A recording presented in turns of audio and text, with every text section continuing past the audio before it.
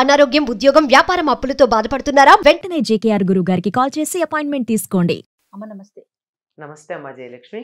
జయలక్ష్మి చక్కగా చెప్పారు. అదే నాకు ఫుల్ నేమ్ పిలవడం ఇష్టం అమ్మా. మా అబ్బా. పిల్లల్ని కూడా నేను ఫుల్ నేమ్ పిలుస్తా. అవునా? ఇన్నాళ్ళు జయ అనే అనుకున్నాను. Okay okay. ఇప్పుడు జయలక్ష్మి అని తెలిసాక పూర్తి పేరు పెద్దవాళ్ళు ఎందుకు పెడతారు? ఒక ఉద్దేశంతో పెడతారు. పూర్తి పేరుతో పిలిస్తేనే ఆ పేరుకి అందం. అబ్బా వినటానికి భలే ఆనందంగా ఉంది. అందరూ జయానే అంటారు తప్ప జయలక్ష్మి అంటారమ్మా. నేను చక్కగా జయలక్ష్మి అంట. ఇవాళ Okay. నుంచి జయలక్ష్మి అనే పిలుస్తా. ఓకే. మీరు జయలక్ష్మి అన్నారు కదా, ఉమ్. సో అందులో నుంచి ఒక టాపిక్ తీసుకుంటున్నాను చూడండి. తీసుకోండి అమ్మా. లక్ష్మీదేవి స్థిరంగా ఉండాలంటే ఏం చేయాలి? అది ఎంత బాగా అడిగారమ్మా. లక్ష్మీదేవికి చెంచల అని పేరు. చెంచలాయ నమః పాదవ పూజయామి, చపలాయ నమః జానుని పూజయామి అని ఆవిడ పూజిస్తాం. ఆవిడ చెంచలగా ఉండడమే సరైనటువంటి లక్షణం లక్ష్మికి. అంటే స్థిరంగా ఉండకపోవడమే. స్థిరంగా ఉంటే ఏమవుతుందమ్మా? కదలకుండా ఉంటే స్టాగ్నేట్ అవుతుంది, మురిగిపోతుంది. ఓ ఇప్పుడు అక్కడ ఉంది మనకి స్విస్ బ్యాంక్ లో మన వాళ్ళకి చాలా మందికి డబ్బు ఉంది. ఏమైంది? అలానే ఉంది. ఎవరికి ఉపయోగపడింది? ఆ రోజు పెట్టినప్పుడు ఓ 100, 1000, 1,00,000, కోటో యూరోలు, ఆ డాలర్లు. ఆ రోజు దాన్ని వాడుకుంటే బాగుండేది. ఇప్పుడు దాని విలువ ఏమైనట్టు? ఏదో యూరో విలువ పెరిగింది అంటారేమో, కానీ ఆ రోజు బంగారం కొనుక్కుని ఉంటే నాకు ఇంత విలువ వచ్చి ఉండేది. ఇవాళ అంతే ఉంటే ఏం పెరిగింది? ఆ రోజు నేను పొలం కొనుక్కుని ఉంటే బొళ్ళు తిని ఉండేదాన్ని, 10 మందికి పెట్టేదాన్ని. దానివల్ల ఇప్పుడు నాకేమిటి లాభం? కనుక ఏదైనా సరే చెంచలగా ఉండడం అన్నది లక్ష్మి యొక్క లక్షణం. సో స్థిరంగా ఉండాలని కోరుకోవద్దంటారా? స్థిరంగా మన ఇంట్లో ఉండాలి, కానీ చంచలమైన స్థిరత్వం ఉండాలి. ఆవిడ కదురుతుంది. అది ఎలా ఉండాలో చెప్తున్నాను. ఇంగ్లీష్లో కూడా కరెన్సీ అంటాం. కరెన్సీ అంటే ఏమిటి అర్థం? కరెంట్, ప్రవాహశీలము. ప్రవహిస్తుంటేనే దానికి విలువ. కదలాలంటే ఎప్పుడు కదులుతుందమ్మా? వెళ్ళిపోవడం కాదు కదా, వస్తూ ఉంటుంది, పెడుతూ ఉంటుంది, వస్తూ ఉంటుంది, పెడుతూ ఉంటుంది. ఓహో. నీళ్లు అలా ప్రవహిస్తూ ఉంటే స్వచ్ఛంగా ఉంటాయి, ప్రవహించకపోతే వాసన వస్తాయి. నీరు స్వచ్ఛంగా ఉండడానికి ప్రవాహం ఎంత అవసరమో, ధనం కూడా దాని విలువ కలిగి ఉండడానికి అది ప్రవహిస్తూ ఉండాలి, వస్తూ ఉండాలి. ఇక్కడ ఉండకూడదు, వెళ్ళి మళ్ళీ అది వెళ్ళి రీజనరేట్ అవుతూ ఉండాలి. సరే, వస్తూ ఉండాలంటే ఏం చేయాలో చెప్పండి. అది మీరు అట్లా అడిగారు, అది బాగుంది. ఎందుకంటే లక్ష్మి తాను ఉంటాను అని చెప్పినటువంటి ప్రదేశాలు కొన్ని ఉన్నాయి తన స్థానాలుగా.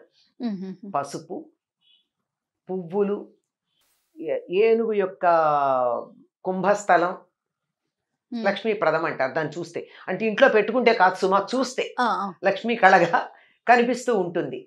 అట్లా చెప్పినటువంటి ప్రదేశాల్లో దీపము ఇలాంటివి, అలాంటి వాటిల్లో ఆవిడ ఇంకా ఇష్టంగా వచ్చి కాసేపు కూర్చోవాలి కదా. అలా కూర్చోవాలంటే ఆవిడ కూర్చునే చోటు ఇవ్వాలి కదా. మనం కూర్చునే చోట అక్కడ చెత్త వేస్తే ఎవరు, నేనే కూర్చోను, మీరు కూర్చోరు, ఎవరు కూర్చుంటారు? ఎవరు కూర్చోరు కదా. కనుక ఆవిడ వచ్చి కూర్చోవాలంటే సరైనటువంటి స్థలం ఉండాలి, శుభ్రంగా ఉండాలి, శుచిగా ఉండాలి. శుచి, శుభ్రత అని 2 ఉన్నాయి. ఆ 2 ఉంటే లక్ష్మీదేవి ఉంటుంది. శుభ్రత అంటే పరిసరాలు నీట్గా ఉంచడం. శుచి అంటే ఇది ప్రవర్తనకి సంబంధించింది. మన ప్రవర్తన సభ్యంగా ఉండాలి. అబద్ధం ఆడకూడదు, దొంగతనం చేయకూడదు, తిట్టకూడదు, చెత్త మాటలు మాట్లాడకూడదు, దురాలోచనలు చేయకూడదు. ఇవన్నీ ఉన్న చోట లక్ష్మి తాను ఉంటాను అని చెప్పింది. ఇల్లు నాకు డబ్బు కావాలి, బాగుంది, కానీ ఇల్లు చిమ్ముకునే ఓపిక లేదే. ఇల్లు శుభ్రంగా లేకపోతే ఆవిడ వస్తుందా? ఏదో కష్టపడి ఇల్లు చిమ్మా, లేకపోతే ఎవరితో పెట్టి చిమ్మించా, కానీ నా బుర్రంతా చెత్త. ఎవరిని మోసం చేద్దామా, ఏం అబద్ధం చెప్దామా, ఏ దొంగ ఎక్కడ ఏది కొట్టేద్దామా, వీళ్ళు నాశనం అయితే బాగుండు, వాళ్ళు అడుక్కు తింటే నాకు సంతోషంగా ఉంటుంది, ఇలా ఆలోచన చేస్తూ ఉంటే అటువంటి చోటికి లక్ష్మీదేవి అడుగు పెట్టదు. మనకి వరలక్ష్మి వ్రతం మొన్ననే అయింది. అవునమ్మా. వరలక్ష్మి వ్రతం కథలో ఏముంది ఆవిడ గురించి చెప్పారు? చక్క ఆవిడ అందరికీ చెప్పారు ఇట్లా అంతేకాదు పూజ ఆవిడ ఏం చేసుకోండి చేసిందా, వ్రతం. తనంతట తానుగా వచ్చి ఇవిడ కల్లో కనిపించింది. ఆవిడ ప్రవర్తన ఎట్లాంటిది? అత్తమామని సజావైన ప్రేమగా ప్రవర్తన. చూసుకుంటూ, గయ్యాళి కాక హితంగా మితంగా మాట్లాడుతూ, ఉన్నంతలో సంతృప్తిగా చిరునవ్వులను చిందిస్తూ ఉండేది. ఉమ్. ఇది ఉంటే చాలు కదా. మనం అంటూ ఉంటాం కొంతమందిని చూసి, బా ఆ మొహంలో లక్ష్మీ కళ ఉట్టిపడుతోందండి అంటాం. లక్ష్మీ కళ ఉట్టిపడుతోందంటే అందంగా ఉన్నారనా? వాళ్ళు ఏం పెద్ద అందంగా ఏం ఉండరు.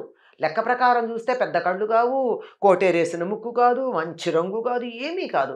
కానీ చూడంగానే ఇంకా ఇంకా ఇంకా చూడాలనిపిస్తుంది. ఈల వేసి గోల చేద్దాం అనిపించదు కానీ చెయ్యెత్తి దండం పెడదాం అనిపిస్తుంది ఆ ముఖం చూస్తే. ఆ. అటువంటి దానికి లక్ష్మీ కళ అంటారు. ఎందుకుంటుంది?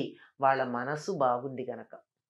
లక్ష్మి స్థిరంగా ఉండాలంటే చాలా మామూలు ఇవన్నీ కాస్త వేగ్గా అనిపిస్తే మామూలుగా ఒక ఫార్ములా లాగా చెప్పాలి అంటే, సూర్యోదయానికన్నా ముందు గుమ్మంలో ముగ్గేసుకుని ఇళ్ళు చిమ్ముకుని ఇంట్లో అందరూ స్నానం చేసి ఉంటే ఆ ఇంటికి లక్ష్మి వస్తుంది. ఆలోచించండి ఎంతమందికి వీలవుతుందో అది. సూర్యోదయం తర్వాత మంచాల మీద మనుషులు కనపడితే ఇప్పుడు మన పని లేదులే ఇక్కడ అని అలా ఆవిడ వెళ్ళిపోతుందట, గుమ్మం దాకా వచ్చి కూడా. ఆ లోపలే అందరూ మెలకువ తెచ్చుకోవాలి. పాచి బట్టలు, పాత బట్టల మూటలు, చెత్త, బూజు, దుమ్ము ఉన్న చోట లక్ష్మీదేవి అడుగు పెట్టను అని చెప్పింది. సాలీడును కూడా స్త్రీ అంటారు, అయినా సరే ఆవిడ సాలీడు ఉంటే ఆవిడ ఉండదు. బూజులు వేలాడుతున్న ఇంట్లో, పాచి ఉన్న ఇంట్లో ఉండదు. స్పష్టంగా చెప్తుంది. విప్పిన బట్టలు దరిద్ర హేతువులు. మనకి ఒక జానపద గేయం ఉంటుందమ్మా, ఇంట్లో ఆడవాళ్ళు పాడుకుంటారు, ఆడవాళ్ళు పాడేది. లక్ష్మీ జ్యేష్ఠ సంవాదం అది. అక్క చెల్లెలు. ధర్మరాజు యూదంలో ఓడిపోయాడు, అరణ్యవాసానికి వెళ్ళాలి, సంపదలన్నీ వదిలేసి అంటే జ్యేష్ఠాదేవి బాధపడుతుంది. ఆయన దగ్గరికి ఎట్లా వెడతాను, నేను వెళ్ళగలిగిన లక్షణం ఒక్కటి లేదు ఆయన దగ్గర ఉంటుంది జ్యేష్ఠాదేవి. కట్టి విప్పిన బట్ట కట్టడే రాజు, ఆడి విడిచిన నీరు ఆడడే రాజు. ఎట్లా పెడతానమ్మా నేను? ఒకసారి కట్టుకున్న బట్ట మళ్ళీ కట్టుకోడు, ఆయన దగ్గరికి ఎట్లా పెడతాను? ఒకసారి కట్టుకుని విప్పిన బట్ట దాంట్లో జ్యేష్ఠాదేవి ఉంటుంది, అంటే మలినం ఉంటుంది కదా. అవును. అందుకని ఆయన ఎప్పుడు అట్లా ఉండడుగా, శుచిగా ఉంటాడు కదా, నేను ఎలా పెడతాను ఆయన దగ్గరికి? ఆడి విడిచిన నీరు ఆడడే రాజు.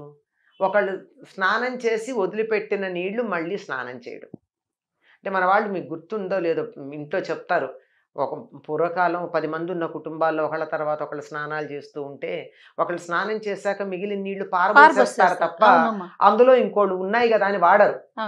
ఒకళ్ళు స్నానం చేసి వదిలిన నీళ్ళని ఇంకోళ్ళు స్నానం చేయకూడదు, అది దరిద్రం.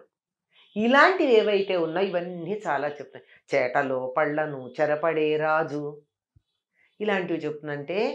అంటే పాపం లక్ష్మీదేవి కూడా ఉంటుంది, నిజమే మరి నేను మాత్రం వదిలిపెట్టి ఎట్లా పెడతాను ఈ లక్షణాలు ఉన్నవాడిని అని లక్ష్మీదేవి అంటుంది. సో తాను వెళ్తాను అంటుంది. ఈవిడేమో నేను ఆయన్ని వదలలేనంటుంది. ఇలా జ్యేష్ఠాదేవి ఉంటే ఆయన దగ్గరికి నేను వెళ్ళలేను, ఒక్క లక్షణం కూడా లేదు నేను వెళ్ళాలంటే అని ఆవిడ అంటుంది.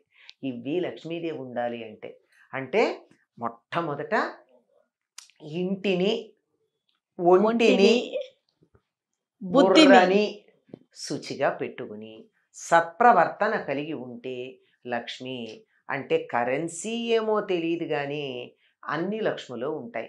ఆరోగ్య లక్ష్మి, సంతాన లక్ష్మి. సంతాన లక్ష్మి అంటే 10 మంది సంతానం కాదు, ఉన్న సంతానం సంపదలాగా ఉండడం.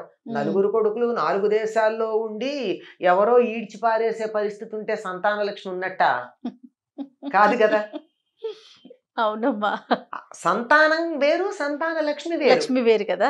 ఇలా అన్నీ కూడా లక్ష్ములు ఏది మనం కావాలని కోరుకుంటామో అటువంటి సంపదలన్నీ ఇటువంటి సత్ప్రవర్తన కలిగినటువంటి చోట ఉంటాయి.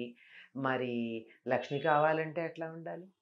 ఖచ్చితంగా శుచిగా శుభ్రంగా ఉండాలి, నోరు కూడా బాగుండాలి. అది మనుషులమే కాదు నోరు కూడా. నోరు బాగుండాలి, మంచి మాటలు రావాలి నోట్లో నుంచి. అద్భుతం అమ్మా. Thank you. నమస్తే. నమస్తే అమ్మా.